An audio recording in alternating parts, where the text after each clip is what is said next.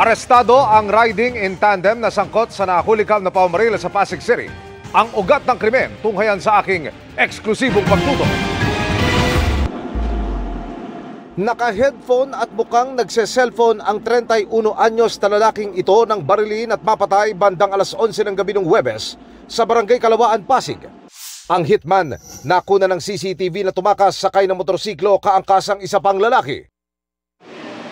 Walang 24 oras ang lumipas, nadakip ng Pasig Police ang dalawang suspect sa krimen. Ang bumaril, dati nang nakulong sa mga kasong illegal possession of firearm and explosives, anti-carnapping at murder. Ito pong ating suspect po ay leader po siya ng isang criminal gang at member niya po itong isang suspect na kasakasama po niya.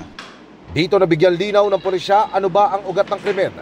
Ang nakikita po namin ang gulo rito ay dahil po sa droga. So dahil itong suspect daw po ay pinagbabantaan po nitong biktima na siya ipapahuli nito pagka hindi siya tumigil sa kanyang pagtutulak ng droga sa kanilang lugar. Sa korte na lang po magpapaliwanag. So hindi po, sa korte na lang po magpapaliwanag. Para sa GMA Integrated News, Emil Sumangil, nakatutok 24 oras.